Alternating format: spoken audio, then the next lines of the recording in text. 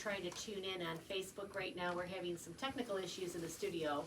So we'll be up on Facebook shortly, and of course it's going to be recorded and uploaded to my YouTube channel, The Casey Ingram Show, after the show. So we got a wonderful, wonderful show on tap. Very important, very pertinent, and of course that's Brightline, which I like to call Brightline. Really the lack of safety standards, and I have a long time friend of mine that has been fighting the battle right alongside all of us here on the Treasure Coast since 2014, over a decade now. Susan Mehiel. So it seems crazy, doesn't it, that it's been that long? It is. It's frightening. Susan, in more ways than one. It is so frightening. And when I started Florida Not All Aboard, I talked a lot about the tax repercussions and we shouldn't be using our taxes. Susan picked up the ball and really focused on the safety or lack thereof of Brightline. And she has started a group called the Alliance for Safe Trains. You can find their website, flsafetrains.com, flsafetrains.com, Florida Safe Trains. So you can find a lot of information there. And unfortunately, you know, one of the main things is there's been over 100 deaths already. Yes, yes, and I just would mention we're also on Facebook. And Facebook, Yes, and ironically enough, I've been booted off of Facebook personally, so I'm still trying to get back on to manage the site. But yes, we're at an approximate count. Unfortunately, it's approximate because the FRA has kind of changed their data systems, and we're still waiting through how to search on there. But our count is 112 at this point. And knock wood, they may actually break their chain because for the last year it's been 2 deaths a month. And we're counting on the fact that there haven't been any for almost a month now. So it may have improved. But I'd also like to say, you and I have been doing this for 14 years. But we know from everyone that tells us the train has left the station. Yep. I got it, you've got it, we've all got it, it's here. Now the question is, how do we make it safer so it stops killing people? That's right. And that's what our goal is at Alliance for Safe Trains. And folks, if you have any questions or comments that you want to join in the conversation, 772-220-WSTU, 772-220-WSTU is how you can call into the studio. We're still working on the technical issues on Facebook. But Susan, tell me a little bit more about your background and how you were involved so folks know who you are. My background was, I was just a volunteer with some community issues in Indian River County leading up to this. One of them, which was a large one for a lot of people, was the 750 program, which was 7 counties for 50 years, which it would have impacted everybody in your listening audience too, because it was a sustainable communities project. And there was a bunch of federal dollars dumped into it, and the upshot was that Miami was going to control 7 counties' decisions on where we live, go, and work. And so we were very fortunate that a team of people got together and they lobbied up and down the coast, and 4 out of the 7, I believe, counties rescinded their participation, and the thing died a slow death. So on the heels of that, we heard about All Aboard Florida and started cluing into what was that going to bring to our communities, and started, we in Indian River County started interfacing with the Martin County folks and our friends in St. Lucie and Palm Beach to educate ourselves and educate the community. And there we are. So now we are here today in 2024. So many things are going on with this train. And before we go into all the safety aspects of it, Susan, what I find very remarkable is all the taxpayer dollars that have went into this. And this is a foreign-owned entity now in 2 different ways. Exactly. Just so folks know, the tracks and the freight division's owned by Grupo Mexico out of Mexico. And then Brightline, the passenger rail service, is ultimately owned by Mubadala. It's a United Arab Emirates Wealth Fund, one of the 10 wealthiest in the world. And this Exactly. is, this is one of their investments, and American taxpayers are being forced to prop it up for them. Yes. And very frustrating right here locally, Susan. We have our local commissions have already agreed to $46 million train station today. It's not even started to be built yet, so as government goes, it'll end up being more than that, but we've already committed that much. Right, and the whole train station issue that we've been experiencing on the Treasure Coast is a bit interesting. My take is that everybody should know that in the beginning of time, and how well we remember, All Aboard Florida Fortress Investment Group had a consulting group do a study. It was on ridership and revenue. And one of the things that they stated was that the faster you get from one point to the other, the better ridership you have. And they actually calculated that for every, say, 5 minutes you add to the destination time, you lose riders. Now, right now, they are losing operating monies hand over fist because they don't have enough riders paying enough money to ride it. They are. These prices, even at $100 a ticket, are way cheaper than it would come. But they're also needed to cover advertising costs. $10 specials, and you can't run a railroad with $10. So what I found fascinating was that in order to rev up the momentum and get everybody excited, they played Fort Pierce and Stewart off of one another. Mm-hmm. And everybody was just chiming in, we want to stop, even in Indian River County and Brevard County, we want stops. And as it turned out, they have picked a stop, and it's where they would have picked it from day one. That's where they have to slow down already to make a curve. Now, it just makes total sense. They know that every time they stop, they take up more time, they will lose riders in the end. So they picked the best place for them, ridership-wise and financially, just as they have in Brevard County, deciding to start the stop in Cocoa, because that's where they slow down to, from our perspective, turn left and go over to the airport. So this isn't rocket science. It's their train science, and they knew all along if they had to have a stop, if they had to add something to that travel time, it was going to be where it was already slow anyway. Susan, you make a really good point there, because everybody thought it would go to Fort Pierce. People were not that excited about it here in Stewart and Martin County somewhere, but a lot were not. We actually wanted Fort Pierce to get the station, and that makes absolute sense. They're already slowing down. And I remember their whole model was they needed to travel from Miami to Orlando under 3 hours. And that's why they were only going to do 3 stations to begin with: West Palm, Fort Lauderdale, Miami. Exactly. So they're trying to find some way to make this work somehow. And you know what, Susan? You know what's going to happen at the end? Taxpayers are going to own this thing. Right. Because it's going to be too big. And we've already invested hundreds of $1 millions as taxpayers that the government's not going to just walk away. So they're going to get what they want: upgraded tracks.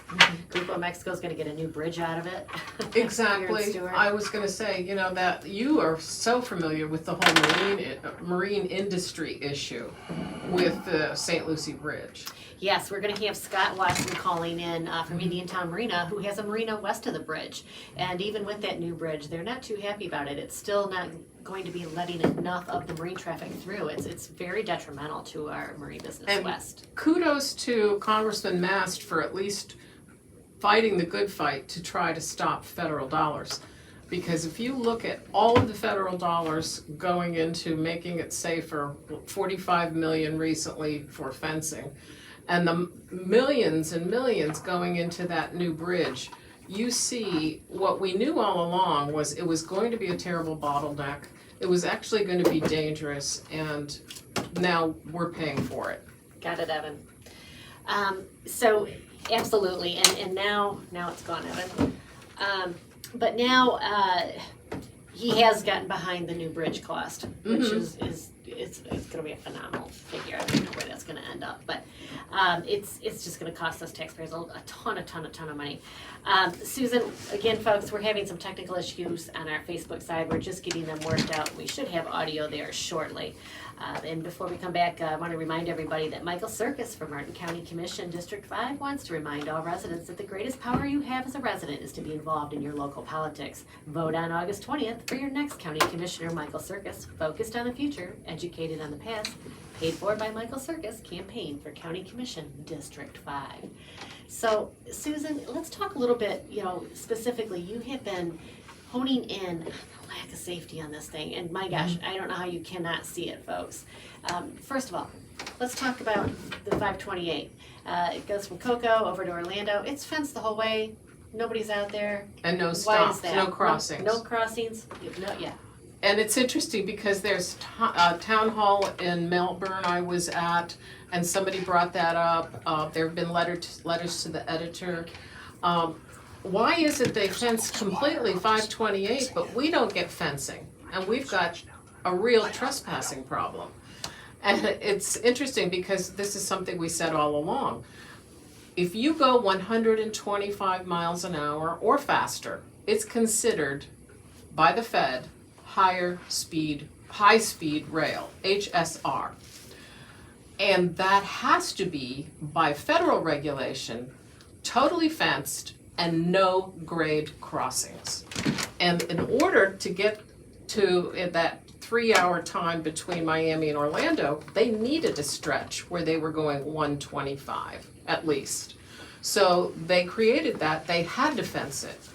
Now you go down only 15 miles an hour slower at 110, their max, and you don't have nearly the requirements and therefore nearly the expense. And that's what we're looking at on many fronts. They picked the cheapest route to take, so to speak, and they were avoiding the costs of high-speed rail with their new aberration of 110. And I should tell everyone listening, there are no trains in the country that go 110 miles an hour through densely populated areas, sharing the tracks with hazardous materials. So this is a real mess for us and could be a potential nightmare. And that explains it, folks, because Miami to West Palm Beach is 79 miles per hour. Mm-hmm. West Palm up to Cocoa is the 110, and then when you head out west to Orlando, you're going 125 miles per hour. So if you all wondered why there was different speed limits, that's why. It's to save them money. Yes, and that's leads us into a legal issue that one of our board members has been looking at. That it's one of the things that he just wrote a letter to the editor about was the fact that there is in the law an item called admission against interest, and that's legalese for they knew the system would be dangerous, but they built it anyway. And the great examples that everybody could understand are in law. There is a case that was tried where a construction company needed and used explosives, and they stored them in a shed that was not secured, and it was near an area where everyone knew children played. And eventually a child or two got injured. And the construction company was taken to court, and they said, ironically enough, the kids were trespassing. And the court found against them in this precedent-setting case because they knew they were creating a dangerous situation and didn't do anything about it.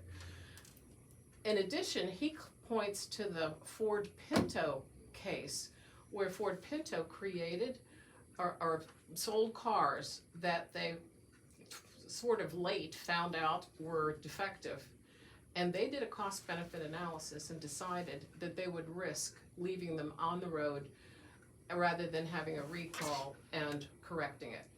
And they went to court and they were found guilty because they did that cost-benefit analysis and decided the deaths were not as expensive as the repairs. And you look at both of those and you look at a corporation knowingly starting a system that has been, and we've experienced terribly dangerous. And now they're asking the taxpayers to do that recall, so to speak, that Pinto didn't do. And after the fact, and after starting this second phase, they are now asking taxpayers to make it safe. And it's just wrong. It is just wrong. We have been forced over and over again to fund this foreign-owned train. Mhm. You know, I wish we supported our American businesses as much as we're being forced through our county commissioners in particular to support this foreign-owned train. So that part is just so disappointing. But as you talk, Susan, it's kind of like why we have to have a fence around our pool. It's our property, it's private property, but you know what? They make us put a fence around our pool. Why? So nobody trespasses and falls in. Exactly. And if people realize, this train system was specifically built this way because it is not the high-speed rail you see in Europe or Japan. This is a higher speed rail. This is a faster going train, but it travels on freight track, and that's the key. We've helped, as taxpayers, this corporation double its freight capacity, which we all knew from the start was the actual real plan for why they were picking to do it here.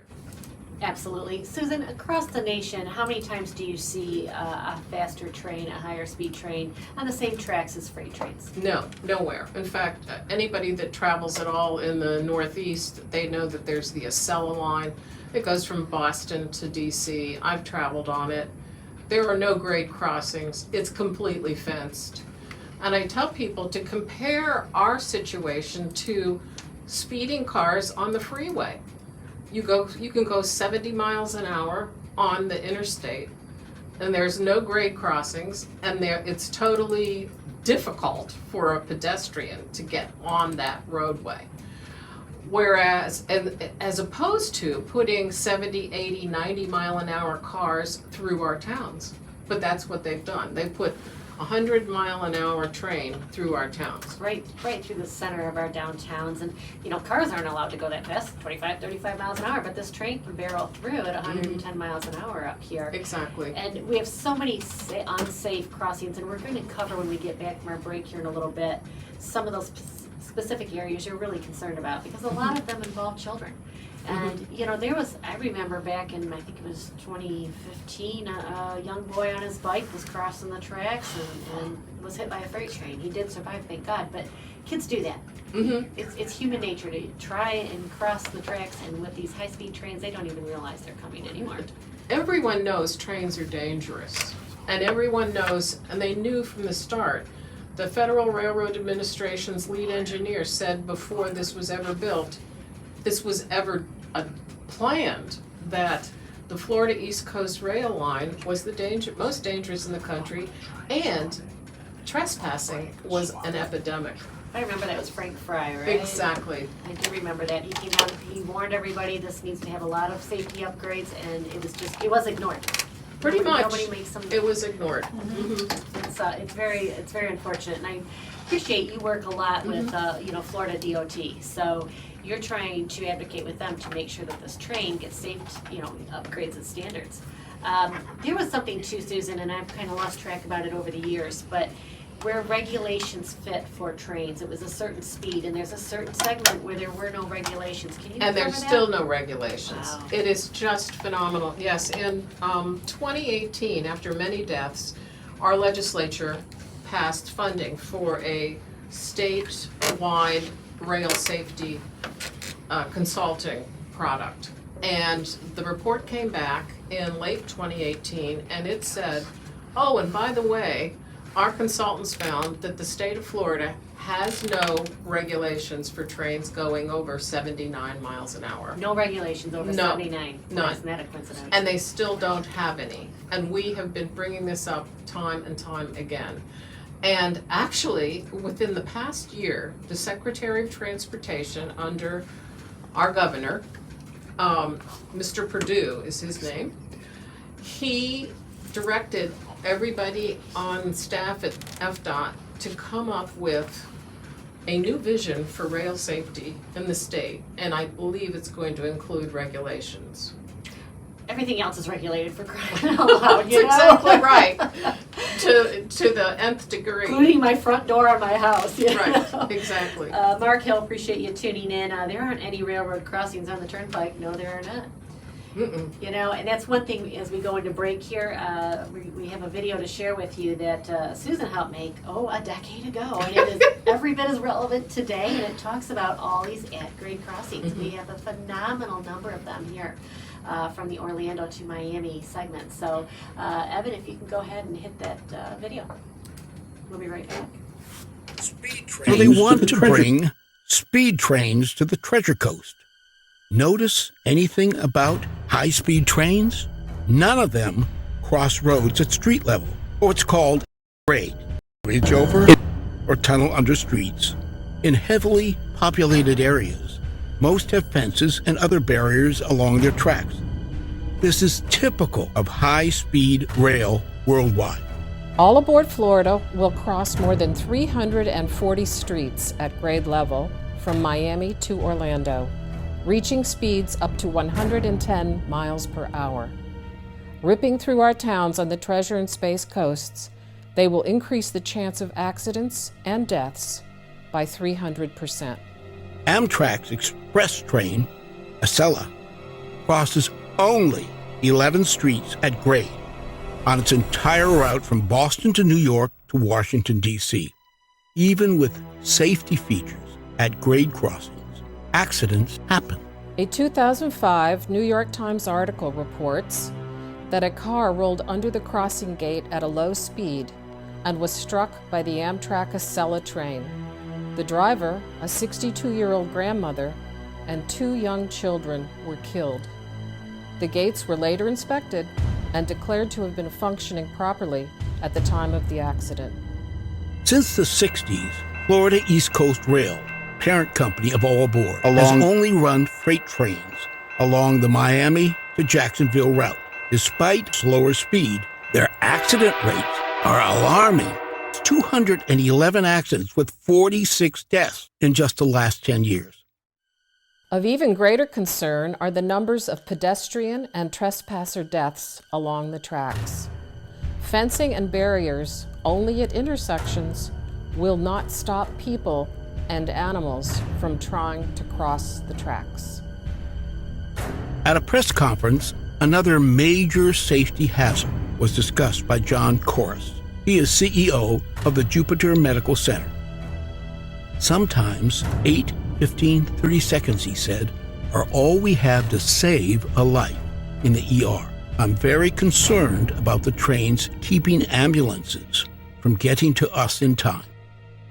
We at Florida Not All Aboard believe that it is unconscionable for anyone, private company, or public enterprise to retrofit the 100-year-old Flagler line for high-speed rail. For over 60 years, our towns and communities have grown up around the tracks. This is not the countryside of France. These are our small towns, our historic districts, and the backyards of our schools. Been in the industry of small balance corporate finance since 2003. Our focus is on equity, new debt solutions, challenging corporate foreclosures, and debt restructures. Commercial mortgage never charges a front fee, and consultations are always free. Areas of expertise include hotels, marinas, office buildings, restaurants, apartments, multifamily, condos, golf courses, home builders, and land development, including new and repurposed developments. Call Commercial Mortgage LLC at 561-310-5295 or visit us online at commercialmortgagellc.com. Attention boaters, are you looking for a safe harbor during hurricane season or a top-notch boatyard to keep your vessel in tip-top shape? Look no further than Indiantown Marina. Indiantown Marina is not just your average boat storage facility. Nestled in South Florida along the Okeechobee Waterway, we're a well-protected hurricane hull that savvy cruisers love to call home. We offer a full array of boatyard services or do-it-yourself. Reserve your safe hurricane harborage today and let Indiantown Marina be the ultimate caretaker for your vessel. For more information, call 597-2457 or visit IndiantownMarina.com. Get ready, country music lovers. Coming to Archie's this weekend, it's Susie Nash. With the soul of Patsy, Martina's vocal range, Reva's swagger, and Dolly's heart. Yes, you heard it right. Susie Nash is setting her course to be the next country sensation. Catch her live at Archie's in Fort Pierce Friday and Saturday from 5 to 8 and Sunday from 2 to 5. Too far away? Don't fret. Just strum your way to Spotify, Apple Music, or any streaming service. Or grab a CD at SusieNash.com. So tune in and turn it up. It's time for Susie Nash. You are listening to WSTU, Stewart, Jupiter, and Indiantown, Martin County's Heritage Station.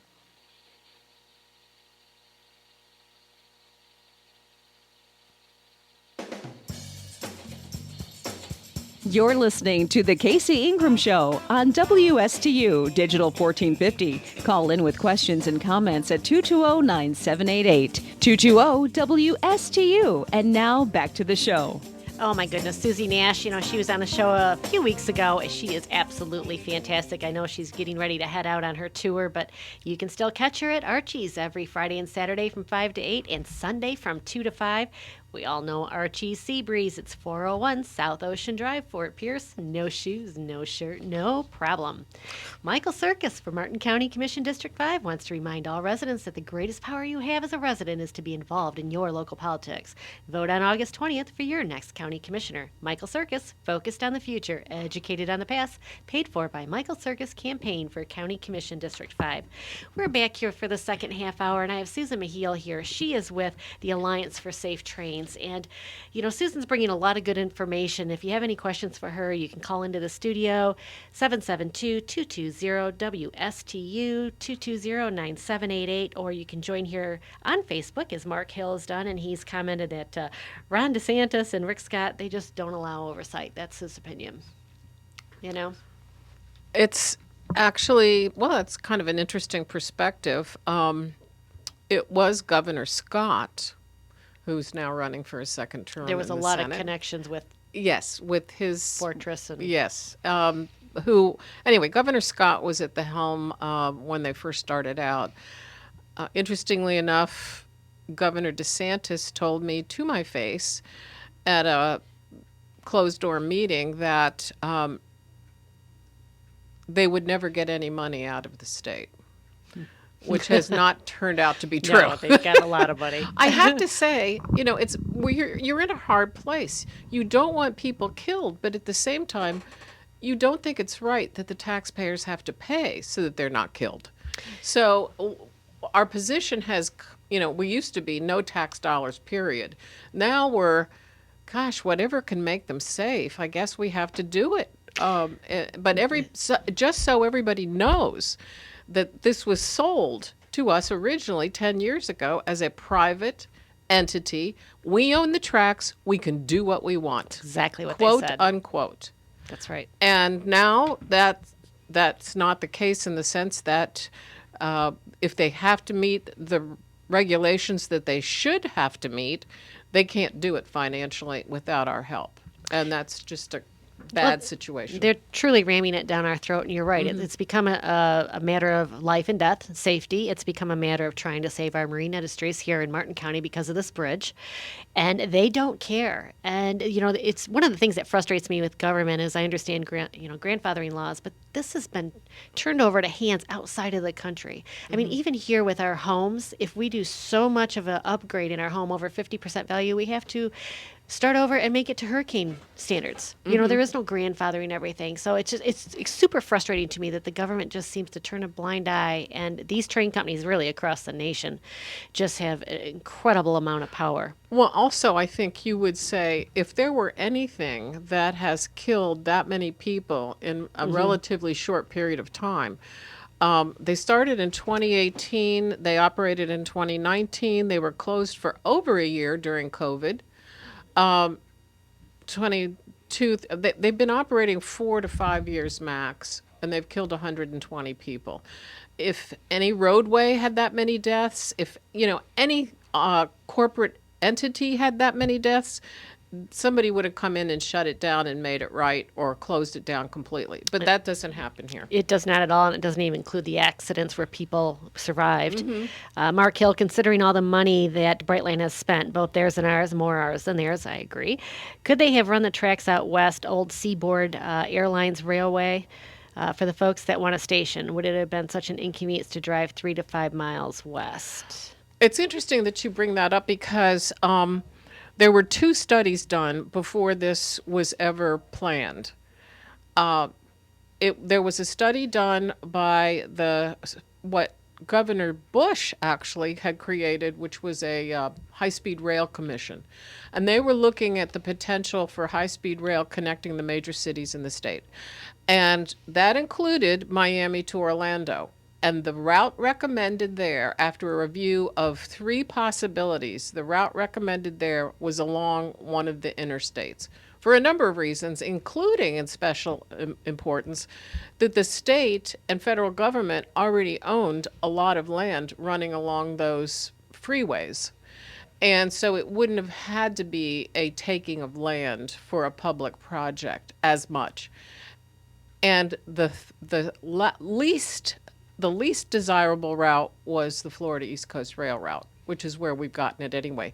And yes, there were natural places for stations and feeder roads to 95 or the Turnpike already. But Susan, that doesn't upgrade the freight line. No, it doesn't. It doesn't help the freight company whatsoever, does it? No, it doesn't. And those were for trains that were going to be able to go 125 miles an hour, at least partially.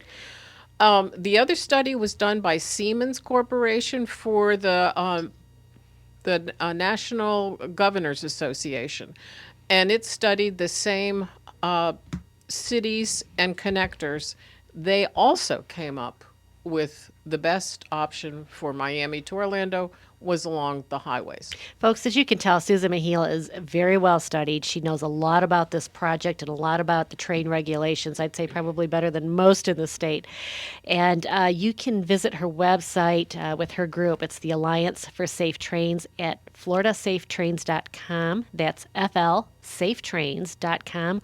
Or go on Facebook, and you have Florida Safe Trains there as well. Go ahead and Google them, and I'll share that on Florida Not All Aboard as well.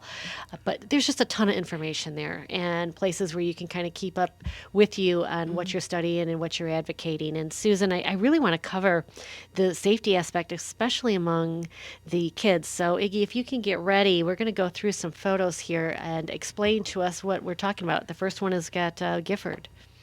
Yes. What we did was we studied different locations along the route where the tracks run relatively close to youth activity centers, we called them. The first one, well, actually one is in Indian River County. There's also one in Brevard County, which came up in their meeting. But Indian River County, it's Gifford Middle School, pardon me.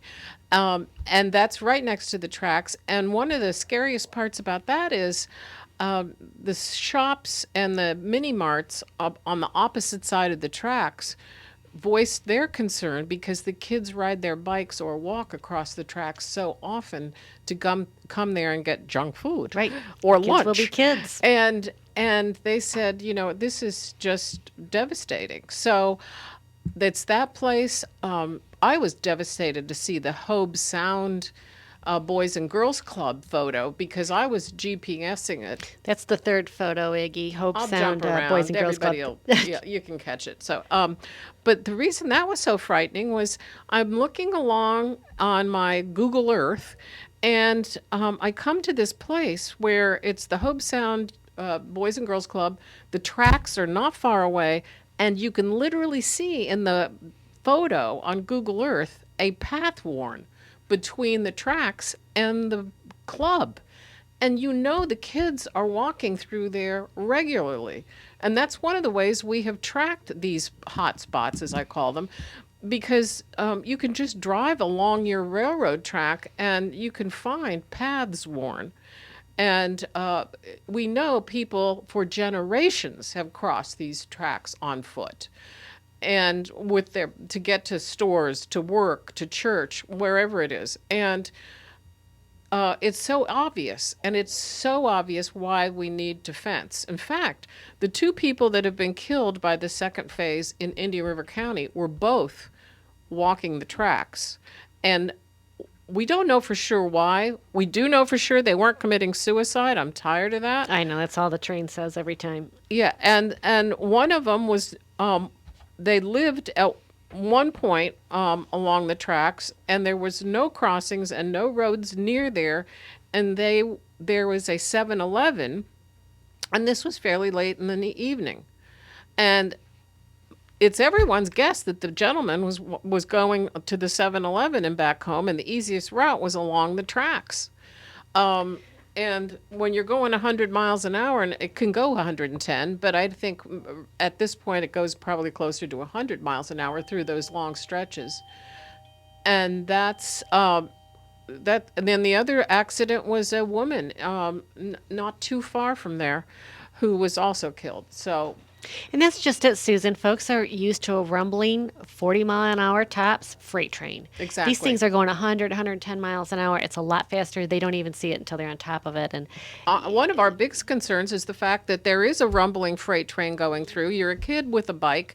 You wait at the crossing or wherever you are for that rumbling train to go through, and you start across, and 100 miles an hour hits you from coming from the other direction. You didn't see it. You didn't hear it. you didn't have a chance. And that's why we're pushing FDOT right now to put fencing in these places. And then, of course, there's the other locations.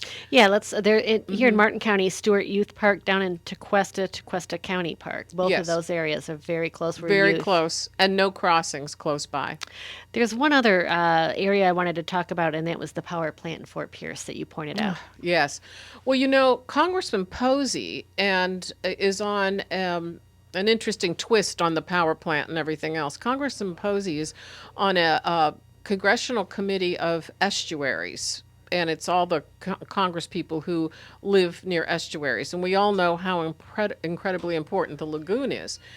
And one of the problems he has recognized is that with the potential for freight trail derailments and the potential for having a high-speed rail train also there, whether it's involved or not, it's scary, but we have hazardous materials coming through here.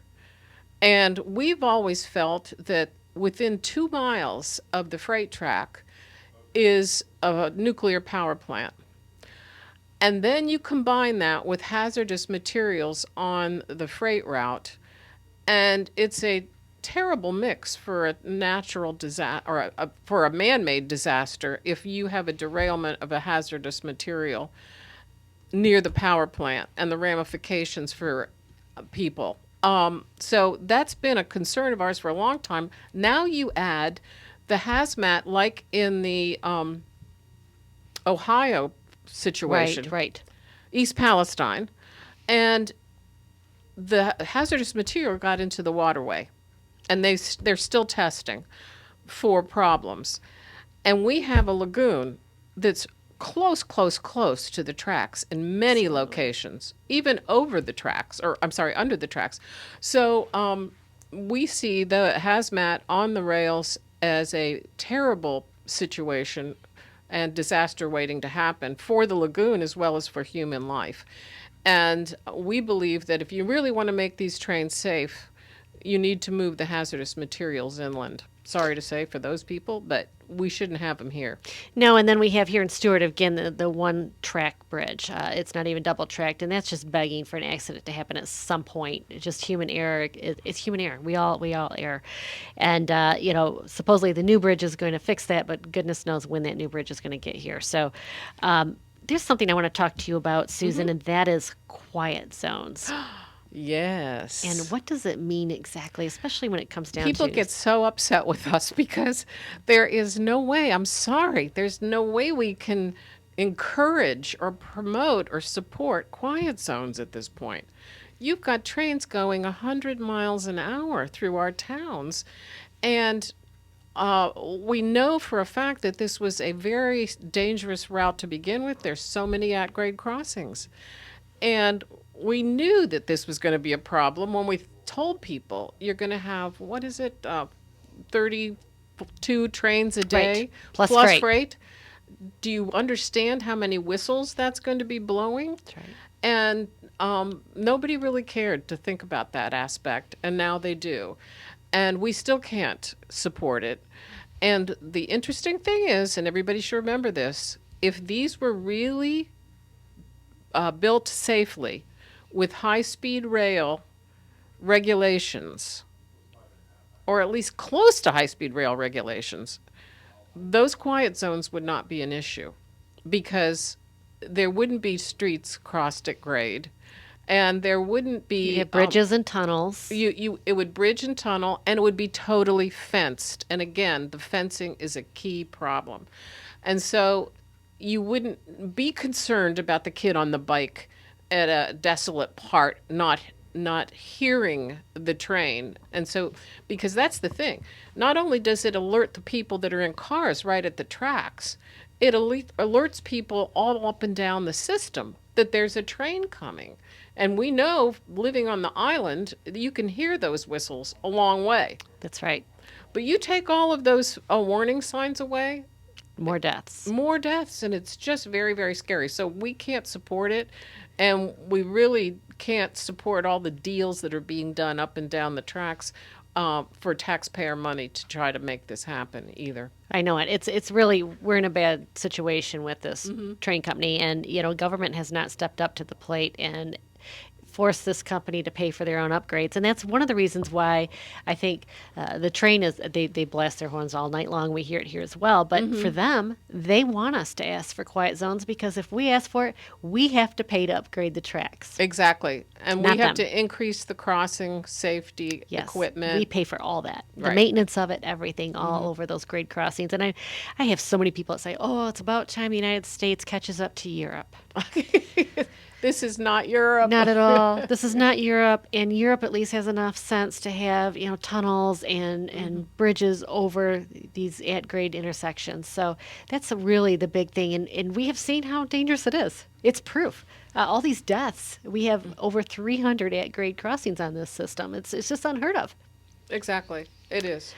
So what are you doing now, Susan, as you're moving forward? We're still waiting for Scott. I don't know. He might have got tied up with the marine industry update. If I don't hear from him, I'll have to have him in another time. But what are you working on now with safety upgrades with the state? What can folks do? Folks can do 2 things. I would start by contacting my state legislators, and directly the governor for that matter, because really it's on his desk. This problem is with his office.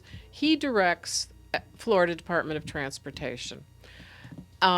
He would be the person to insist on regulating these trains. He would be the person to insist that the corporations make them safer and not the taxpayer. So we have spent time, and many people probably saw us or were there when we spoke to the county commissions. That's another place you could stop in and say, hey, what about this? It is election time coming up. If your state representative wants to be responsive to the needs of their community, they should be hearing about this from you, and they should be planning to do something. Now's the time for us to pass, to get them to submit laws for regulations at the state level while they're not in session, and they're preparing for the next session. That's right. So that's what they need to be doing. They need to be forcing FDOT to be responsive. And so those are the things that's the only thing. We've had people say, well, we've got to get to Senator Scott. But it's really, the ball is in Florida's court. This is an intrastate system, not interstate. Right. And therefore, and we found this out long ago, Florida Department of Transportation controls it. So again, folks, and you can go to Susan's website to get contacts to be able to reach some of these elected officials. They're very helpful. FloridaSafeTrains.com. And again, Michael Circus for Martin County Commission District 5 wants to remind all residents that the greatest power you have as a resident is to be involved in your local politics. Vote on August 20th for your next county commissioner. Michael Circus, focused on the future, educated on the past. Paid for by Michael Circus Campaign for County Commission District 5.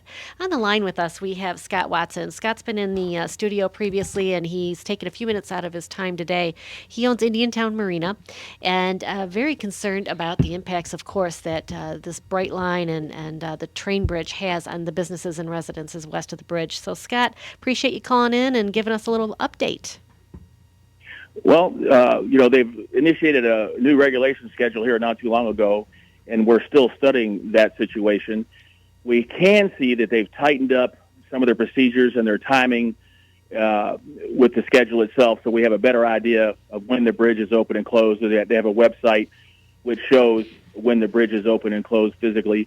They still appear to be operating the bridge sometimes at 15 after the hour and keeping it closed till 15 till the hour, taking up a full 50% of the hour, which we don't know that is necessary. So we're not sure that they're living up to the spirit of the agreement or to the regulation schedule, let's put it that way, of keeping the bridge open. The bridge should be open at all times when there's not trains coming. Now, we will say once again we're observing that isn't happening, but we're obviously observing what's going on now. We're waiting for the traffic study. There's a marine vessel traffic study that the Coast Guard has initiated. They've hired a company to complete that study, and that should be done fairly soon, so then we'll have actual data, hard data to look at and analyze, what's actually going on with that. So we're hopeful that things are heading in the right direction, but my opinion right now is that they're not living up to the spirit of keeping the bridge open when it should be.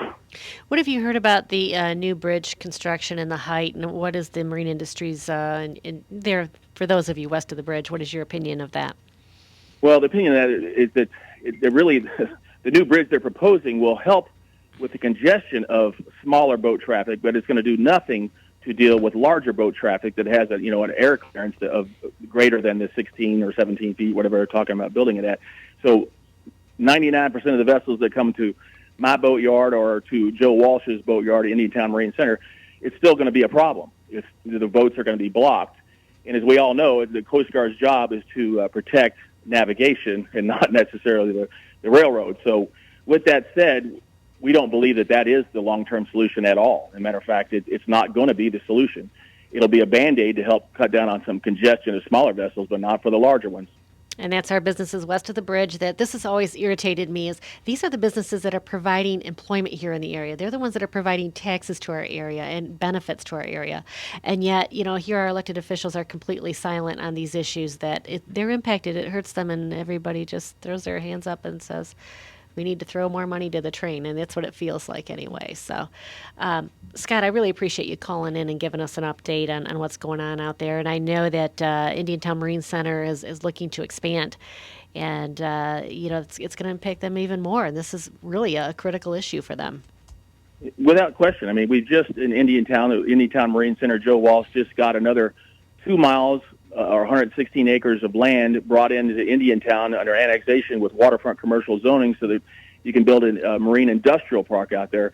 We've always envisioned, with Joe's vision of, Indiantown will become the marine industry center of Florida, if not the United States, because we have so much protected coastline, freshwater coastline, inland, 20 miles inland.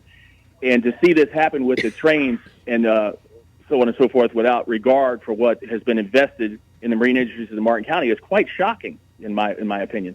Scott, it is, because one of the main things that comes to mind is when a hurricane comes, and those super yachts have to go somewhere. They cannot remain docked all the way down, to Miami. So you can see a steady stream of these super yachts heading in towards Safe Harborage, and Joe's place, Indiantown Marine Center and your place are going to be perfect places for those super yachts to go. But this is going to be a huge, huge impact. Well, it gets even better, Casey, because the marine insurance industry has now proclaimed that any vessel needs to be at least 4.5 miles inland, or their haul out will not be counted as a hurricane plan. Meaning they have to have a hurricane plan where they're going to take their boat to safety in case of a hurricane.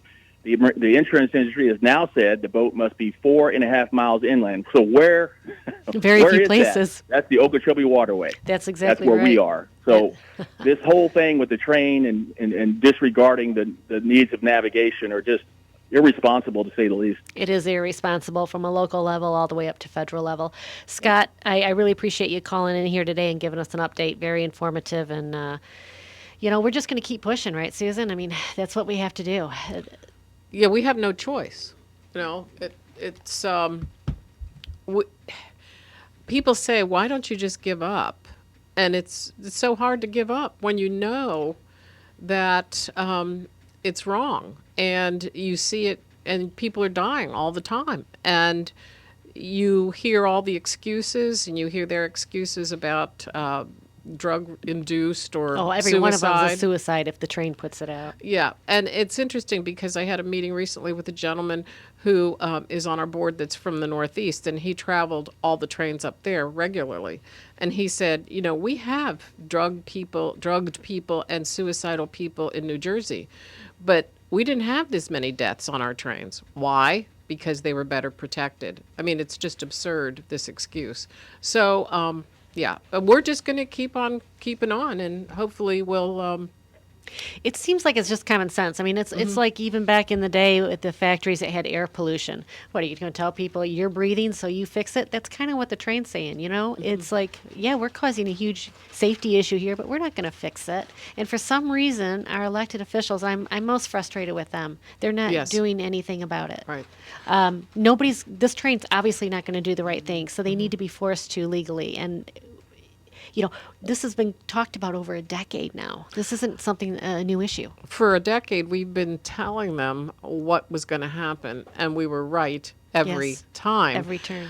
And now all we can say is, gee, I told you so. And there's no happiness in Mudville by saying, I told you so. No. So we don't stop because maybe we can save some lives if we keep it up. And that's what we're hoping to do, and we're hoping to help our businesses here and our American businesses, darn it, that are paying taxes. And it's so frustrating. These businesses and the people working there have to pay taxes to support the very entity that is very detrimental to them. Exactly. It's not right, and I wish our elected officials would wake up and protect your local people, your constituents, instead of, Iggy, if you can put that graphic up, the ownership of the train company, because it is completely foreign owned, and it goes back to 2007 when Fortress purchased Florida East Coast Railway, and then they were purchased by SoftBank, which was a Japanese-owned firm, who then sold Fortress to the Abu Dhabi United Arab Emirate Wealth Fund. And that's who it's owned by now. And of course, also when SoftBank purchased the Fortress division, they offloaded Florida East Coast Railway to Grupo Mexico. So this is 100% foreign owned. That's one deal that has never seen the light of day, by the way. The Grupo Mexico. It was very quiet, done in the dead of night, and they've given Brightline perpetuity to use and the there was tracks. synergy there. It was Very deliberate. much. There's very deliberate. There's something more there than we'll probably ever know. Susan Mehiel, the Alliance for Safe Trains. Look them up, floridasafetrains.com, and you can also find her on Facebook. Susan, I really appreciate you coming in today. Thank you, Casey. It's been great. My pleasure. Next week, we're going to have some information about Indian River State College, as well as Circa 69, the new complex in Jensen Beach with all kinds of good eats to have. So we'll come back next Wednesday. Hope to see you then. Thanks for tuning in.